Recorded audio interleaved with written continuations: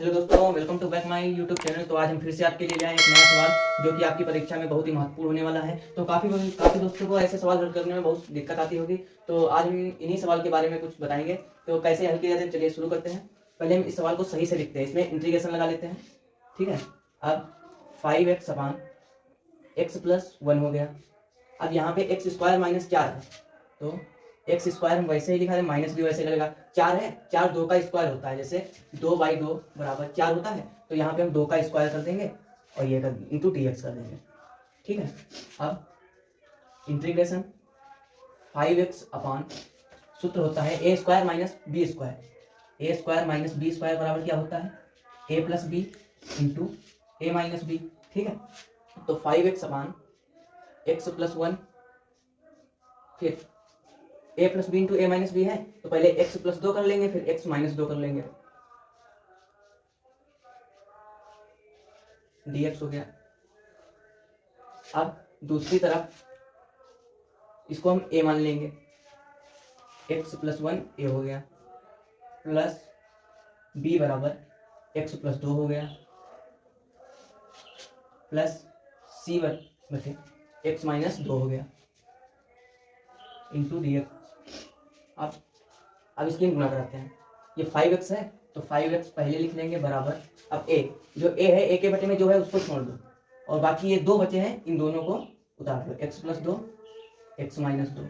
अब plus b है तो b लिख लो, प्लस b कितना है, b के नीचे वाला छोड़ दो, बाकी आगे का नोट कर लो, x माइनस 2 और साथ में x प्लस 1, प्लस c है, c के नीचे का छोड़ दो, बाकी a और b के नीचे का लिख लो, x प्लस 1 समीकरण 1। अब इस समीकरण में इसको समीकरण 1 और इसको समीकरण 2 मान लेते हैं। अब समीकरण 2 में ये जितने a के बटे में, b के बटे में, c के बटे में, इनकी हम वैल्यू रखेंगे। तो सबसे पहले a के बटे में x प्लस 1 है, तो x प्लस 1 है, जब x और a प्लस का 1 है तो बराबर के उधर पड़ेगा, x बराबर माइनस 1 हो जाएगा, तो x बराबर माइनस 1 पर। ठीक है।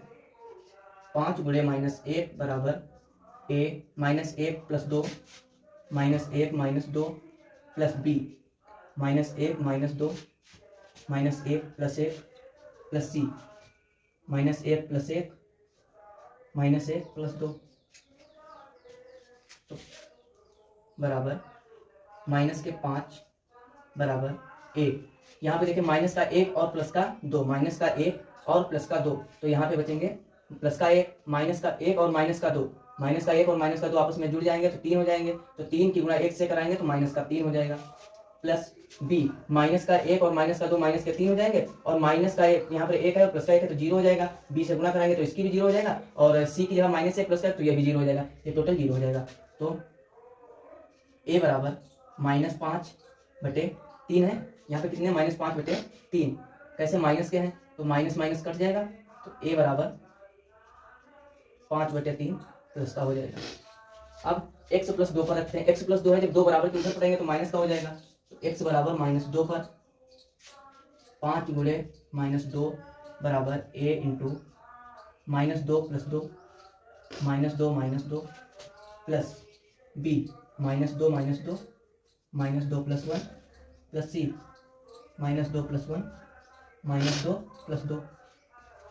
तो 5 दूनी 10 होते हैं, माइनस लगा तो माइनस के 10 बराबर a इंटू माइनस का 2 प्लस का 2 तो 0 हो जाएगा, 0 से आगे की गुणा कराएंगे तो 0 हो जाएगा, प्लस b माइनस का 2 और माइनस का 2 माइनस के 4, माइनस का 2 और माइनस के 2 माइनस के 4 हो जाएंगे, और माइनस का 2 प्लस का 1 यहाँ पे बचेगा माइनस का 1, और जब गुणा कराएंगे माइनस माइनस का हो जाएगा तो प्लस का क्या हो जाएगा, प्लस c माइनस का 2 प्लस का 1 यहाँ पे बचेगा माइनस का 1, प्लस यहाँ पे 0 हो जाएगा, तो c से गुणा कराएंगे तो ये भी 0 हो जाएगा। तो b कितना है 4 b बराबर माइनस का 10, b बराबर 2 दूनी 4 2 पंचे 10, b बराबर 5, यहाँ पे बटे में 2 आ जाएंगे, 5 बटे 2। अब c पे तीसरा c के नीचे देखते हैं, x माइनस 2 है, जब माइनस का 2 बराबर के उधर पटेंगे तो प्लस का 2 हो जाएगा, तो x बराबर 2 पर। ठीक है। 5 गुणे 2 बराबर a इंटू एक्स प्लस 2 है, x प्लस 2 है तो 2 प्लस 2 कर देंगे, 2 माइनस 2 कर देंगे, प्लस b 2 माइनस 2 2 प्लस 1 कर देंगे, प्लस c कितना है, x प्लस 1 है तो 2 प्लस 1 हो जाएगा, इंटू 2 प्लस 2।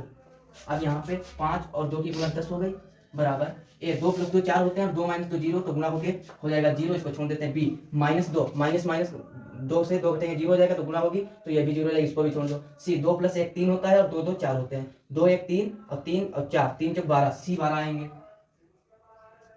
12 सी।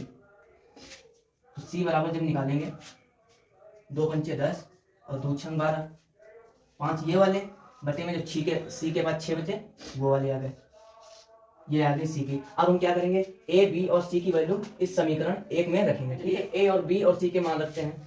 ए बराबर था 5/3, बी बराबर था -5/2। पीछे सवाल में हमने माइनस नहीं लगाया था, वो रह गया था, और सी की वैल्यू आई है 5/6।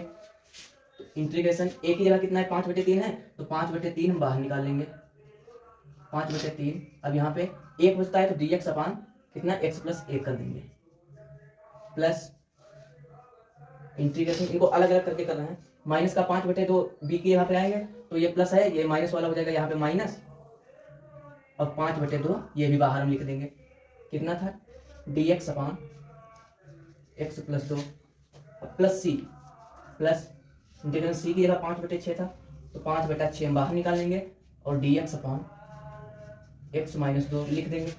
अब एक फार्मूला होता है इंटीग्रेशन dx अपान x बराबर log mod x प्लस सी होता है, तो उसी तरह हम इधर देखेंगे 5/3 log mod x, x + 1 हो गया, minus 5/2 log mod x + 2 plus 5/6 log mod x - 2 plus C. यही आपका आंसर है, ठीक है।